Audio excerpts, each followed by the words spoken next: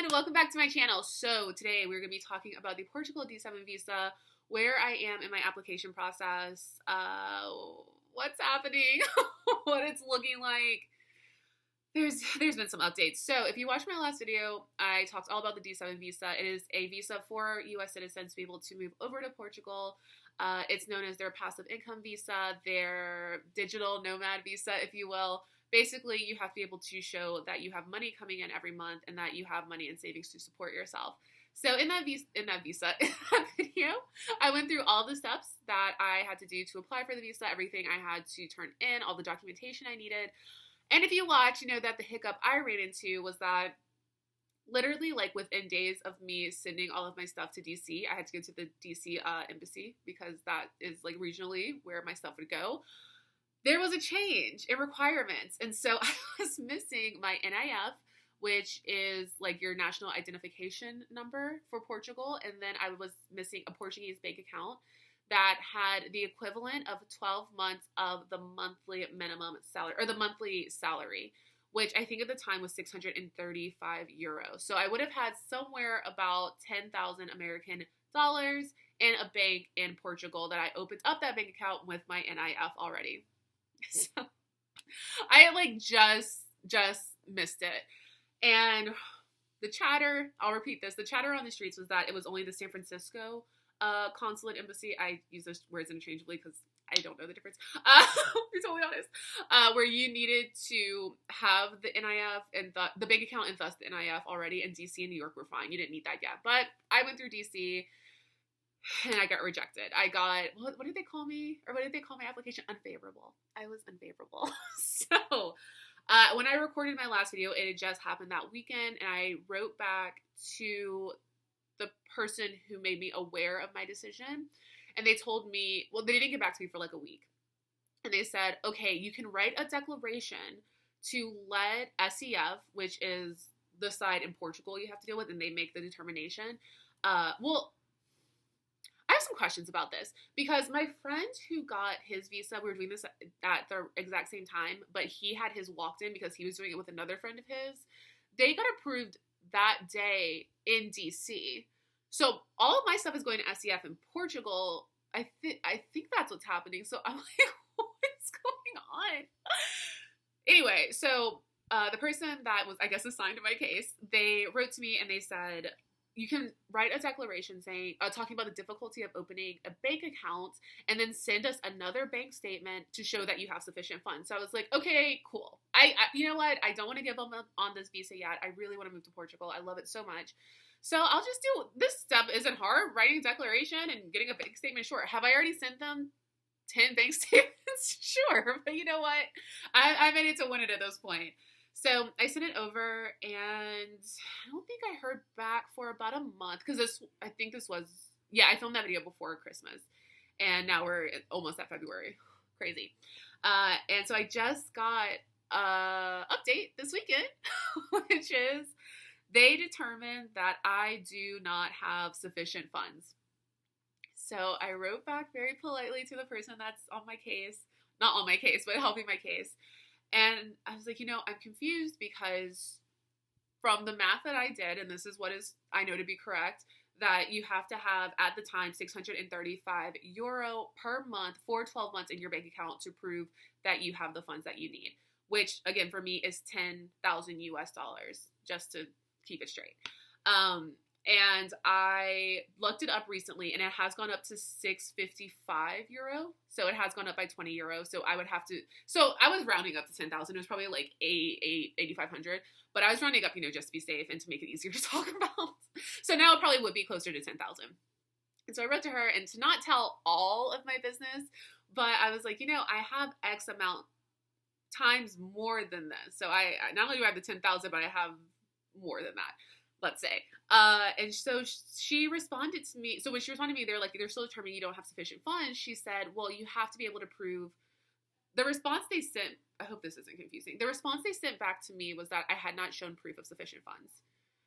And so I wrote back to her and I was like, well, I'm confused because I showed that I had X amount times more than that. And so she wrote me back again and she said, listen, they said that you haven't shown sufficient proof of monthly or like savings funds. And I don't know what that means, because when I sent in my original application, I had to send in all of my contracts for work, because you have to make, again, that amount that I told you, the 635 or the 655, you have to make that per month to apply for this visa. Oh, and the number I was told that you have to make $2,000 per month. And so I sent all my bank statements to prove that. I sent all of my contracts to prove that. And so now I'm getting back this, you don't have the funds that you're making monthly, and also you don't have enough funds in your savings account. And I was like, what is happening? So I wrote back to her again, and I was like, I'm really kind of confused, because I sent all of my contracts in already. I sent this account, I'm making 1.5 times what I'm so bad at math, what the average monthly salary is, and I have X amount more than what the $10,000 is supposed to be. So I really don't know what to do anymore. Have they said anything in specific I need to send to them or show? And she was like, no, but you could just write another declaration. So that's where I am right now. I wrote another declaration to SEF in Portugal. And basically she said, be as detailed as possible and outline everything that you can about what you just told me. So I told them I sent these contracts. This is the kind of work that I do. This is how much money I make per month. This is how much money I have, which has like increased since the last bank statement I showed you. I can verify all of this in statements if you require it. I do declare. Never read a declaration in my life, and now I've written two. So that is the stage where I am right now. If you are having similar issues with me, I mean, if there's one thing I know about moving abroad, because I did it in France too, you are going to kind of get different requirements, different info, different stories from different sources. Like I said, my friend went into the embassy in Portugal and left with a visa that day, and I'm on day, 100 of this by now. So if you have found yourself in a similar situation, you may not be getting the same answers as me. I'm just letting you know what my process has been like. So I was able to send a declaration about a bank account, and then now I've been able to send the declaration about how much money I earn and how much I have in savings. But again, to me, it's confusing, because the first rejection was I was unfavorable. That's my word. I was unfavorable because I did not have the bank account and the NIF. And now you're unfavorable or rejected, whatever they use this time, because you don't have proof of funds or sufficient funds. So yeah, it's kind of confusing to me, because I have shown them multiple bank statements that show that I have that plus much more in the way of sufficient funds. And so there's not a lot of clarity. I don't know if it's that I am not earning enough per month, but if I'm again going with that 600, which is the first figure I saw, and then going with the 635 and now going with the 655 because the average has been rising a little bit, then I do have that. And even if it's the 2000, then I do have that. So yeah, I don't know. It's very confusing, but it's not a no. It's not 100% no. It's not a yes. And the person, again, that I'm working with, she is very kind and very sweet. She's like working really hard for me. I feel like she wants me to get this visa. But she wrote back to me when she said about the declaration. She was like, listen, this isn't a guarantee you're going to get approved. I cannot promise you that the SEF, has to make the final determination, but you can try this. So I do so appreciate that. I feel like I kind of have her on my team and she's helping me. And at the end of the day, if I don't get the visa, then it's just not meant to be, and it won't be the worst thing. I can still go to Portugal, when travel opens, and that'll be great, and I'll still love it just as much. But yeah, that's where I am. Oh, and I did want to say this one thing. I do feel like the issue that I'm having, especially because I was in those like Portuguese, like expat groups, Americans moving to Portugal groups, which by the way, I'll save the story for a story time, but one of the admin in those groups was extremely rude to me when I submitted something about like my process. And they basically wrote me back, because you have to do post approval for everything, which is just tea. They wrote me back and they were like, well, if you would have used the resources in this group, then this wouldn't have happened to you. This group is about information, not misinformation. And I wish I would have saved it. And you're smart, so you'll figure it out. Best of luck. And I was like, first of all, I got a little attitude in me, let me tell you. I wanted to, I couldn't respond because it was like a comment on a post, but I wanted to be like, first of all, if you would have actually gone through the thing I was submitting, you would have seen that I was saying, I'm sharing this so you don't do the thing that happened to me, because it happened at the exact right time that I didn't have everything I needed and I didn't know that I needed it. Anyway. But yeah, I've seen a lot of people in those groups and the other groups that are lovely where they're like, oh yeah, we got to prove today. Like, it's just happening left and right. But a lot of them did have retirement accounts, so they do have a pension and steady money coming in. A lot of them had traditional jobs, so they are attorneys, or attorneys always the first thing that comes to my head because that's what my friend is.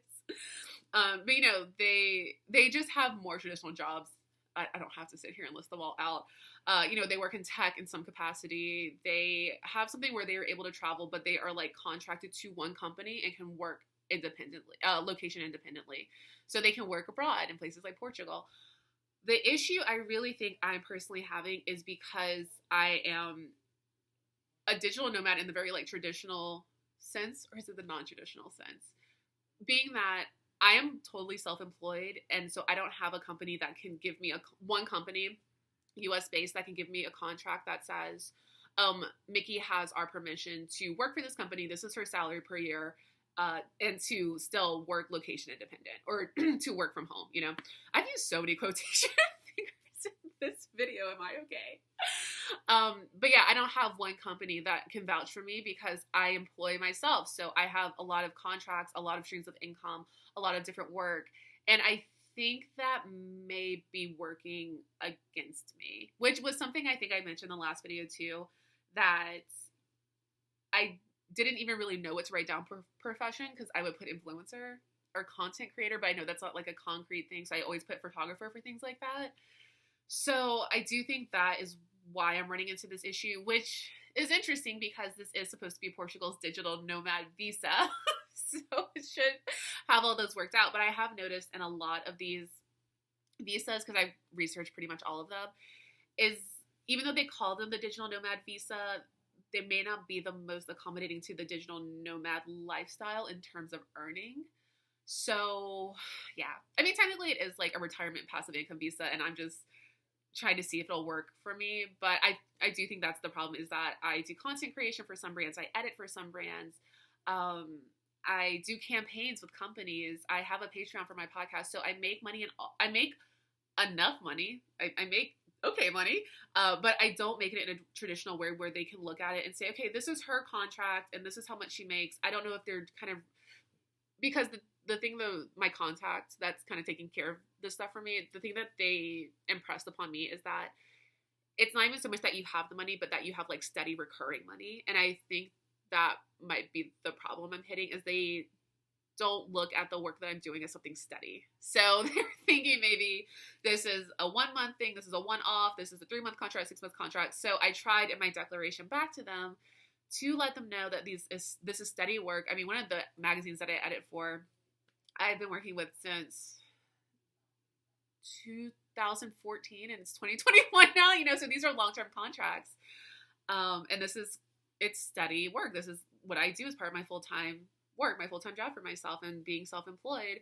But I know it's very new and it's very non-traditional, and I do wonder if that is the wall that I'm hitting, is that I don't have, like, I have a friend that works for, I don't know if I should say the company. I have a friend that works for a big social media company. You could perhaps say the biggest.